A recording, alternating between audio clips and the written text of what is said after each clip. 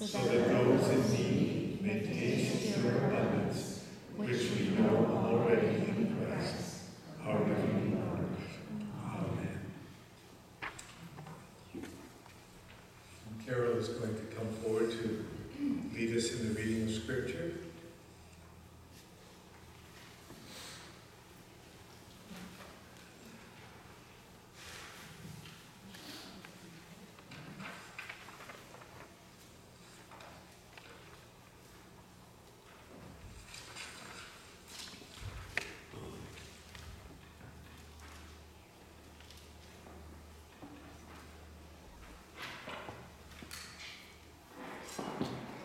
Good morning. The scripture this morning comes from Matthew 11, verses 25 to 30. At that time, Jesus said, I praise you, Father, Lord of heaven and earth, because you have hidden these things from the wise and the learned and revealed them to little children. Yes, Father, for this is what you were pleased to do. All things have been committed to me by my Father.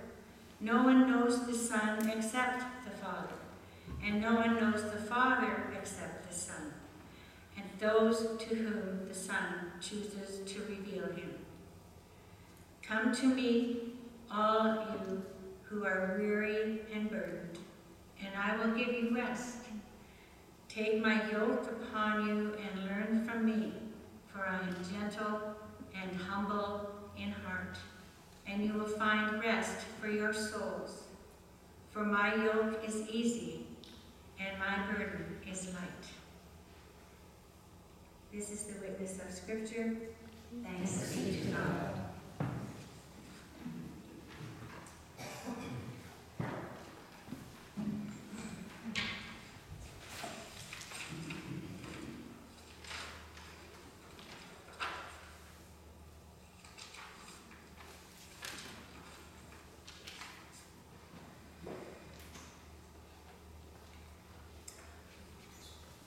Well, we enter the full summer months of July and August with amazingly nice weather. Isn't that a beautiful day to rise into today? To be thankful for the gifts we have. And we recognized Canada Day celebrations yesterday. Perhaps some of you were out and enjoying community events and connecting to others. Pardon me? I can't understand. Your white thing is falling. Oh, thank you. Thank you. I tried to be subtle. And along with local celebrations, it's time for some people to enjoy some travels. A few have been away already, and maybe will again. Others will continue in the plans that they have. Taking holiday time and maybe even some rest for the body and soul. That's what I always think of when I think of vacation. Rest time. Doesn't always happen that way. Vacations are all kinds of different ways of acting and living. And so whatever is working, whatever gives you a little bit of new life. So we are thankful for such opportunities and blessings. But let us not take hold of it as if somehow it is our inalienable right. We like to think that way here in Canada. It's not our right to do these things. It's just a beautiful gift of possibility and opportunity. So let's keep it in good understanding, in balanced perspective. Because when we start demanding that it's our right to do all of this amazing stuff, when 3/4 of the world have no idea what we're talking about, not much of a right. It's a gift, a pure gift. We're also aware that this is just the perspective of privilege.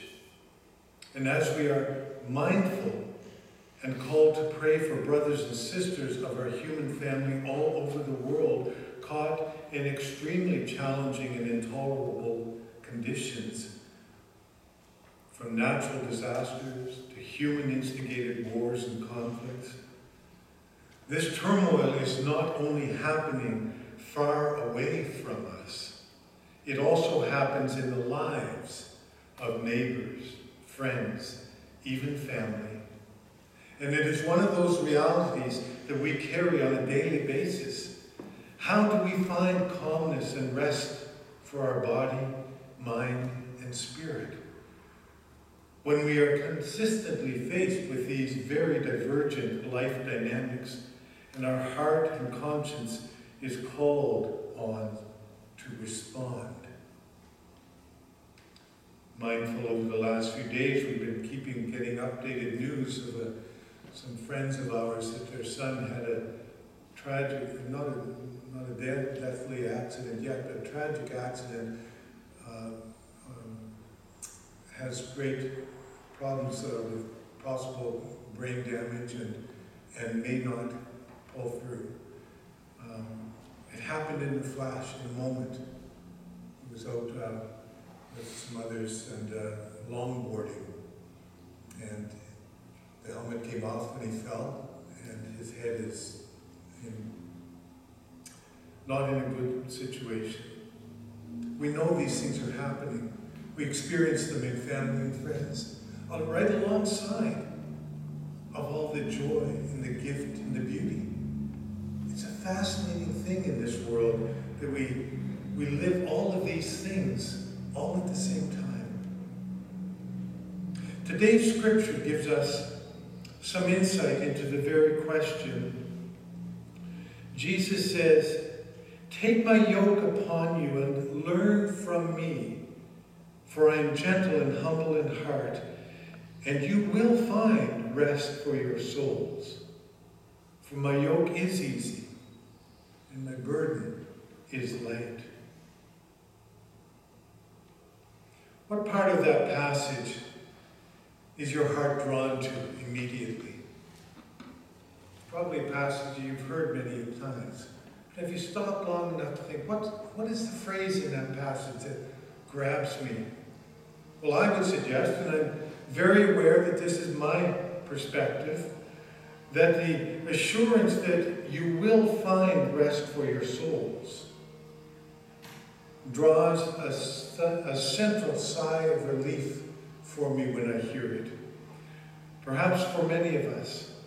While this is a deeply reassuring part of the passage, it is not the whole story. It is a piece of the whole invitation from Jesus. Think of it this way.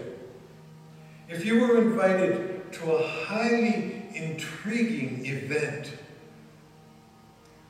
about to happen within short hours, and you jumped at the chance to attend, but in the midst of your excitement, you got all the information except for one vital factor. Where is it going to be held?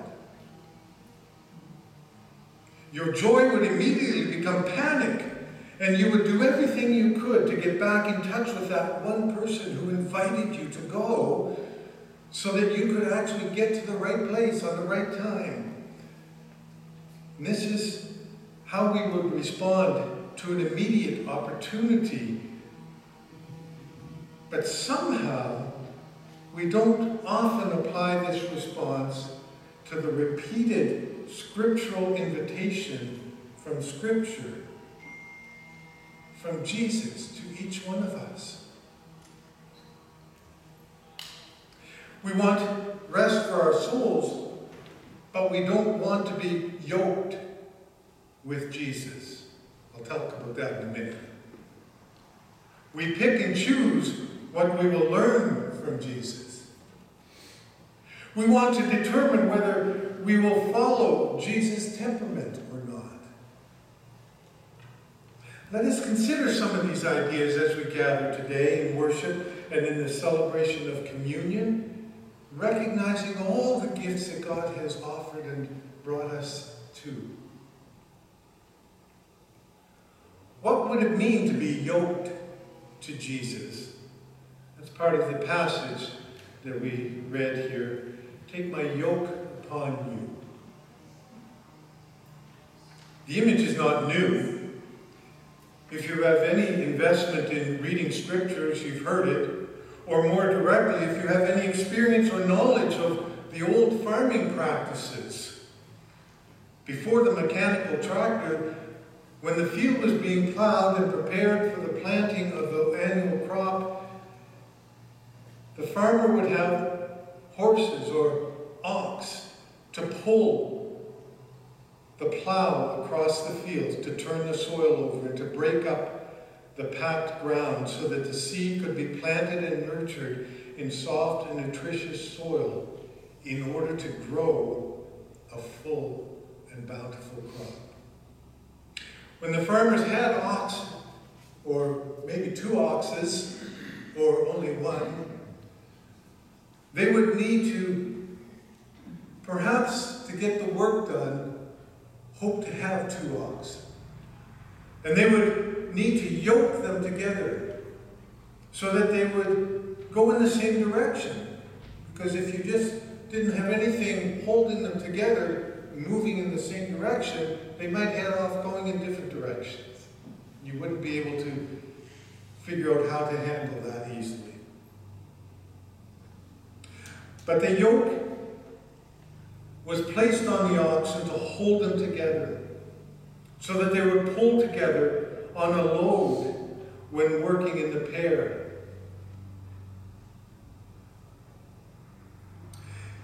It could be perceived to be an onerous weight and an unnecessary restriction of freedom.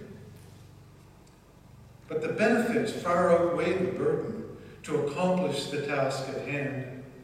Often one animal of the team was an experienced, disciplined animal, used to the workload and the other maybe a younger, inexperienced animal. The yoke is the mechanism by which inexperienced is able to learn from the experienced one. In today's world, this whole practice may be questioned as animal cruelty, I suppose, if we wanted to push the images that we seem to hear often. Therefore, avoiding the willingness of people to learn from this ancient practice. But the concept of the yoke has never disappeared. Might not look like a great big load of lumber on top of 2 heads holding them together, going in the same direction. The concept of the yoke has not disappeared. It has only been mechanized. The tractor's wheels are still yoked with metal linkages in order for them to move in the same direction so the job can be completed. And that's what Jesus' invitation is all about. In effect, Jesus is inviting us to walk with him and to learn from him. Just as the oxen image is of old showing us. And what do we do when we learn from Jesus? Well, our present world tends toward the concept that we can learn what we choose and go in whatever direction we choose. Oh, we'll read the Bible and we'll read the good books that are written about religion and faith and spirituality, but we'll choose which ones we follow and which ones we don't. The ones that seem to catch our attention, oh, that's a good book. Oh, those other ones, the 50 million other copies of books that have been written, not interested in any of that. But even with regard to Jesus, we use the language of interpretation to justify our own choice. What's Jesus saying? Oh, let's think about that. This is my interpretation, but you have a different interpretation. You see, things can get mixed up pretty easily if we are not attentive to what God is calling us to do. But Jesus is inviting us into a life journey together, where the knowledge, the teaching, the revealing of the one who created all things is readily offered, and the pitfalls along the human journey are all known by Jesus. And so he says, come alongside of me, and I will make sure that we make this journey well together. Staying in the line with the passage, Jesus' primary focus is not for us to learn about the physical world around us, but rather about the internal world that we often wrestle with. Our thoughts, our emotions, our spiritual clarity. Jesus says, learn from me, for I am gentle and humble of heart. You see, Jesus wants us to learn how to keep our mind and our heart in control and in line with his heart and with the leading of his Spirit. Gentle and humble are the character traits that Jesus wants us to learn by walking with him. We know that when we walk with a wise friend and we spend a lot of time with them, we slowly pick up some of their wisdom. And it slowly becomes part of our insight and understanding and even the wisdom that we can share with others. But if we never listen to somebody that has some wisdom to share, we don't get to learn that. We don't get to pick that up. We don't get to understand it.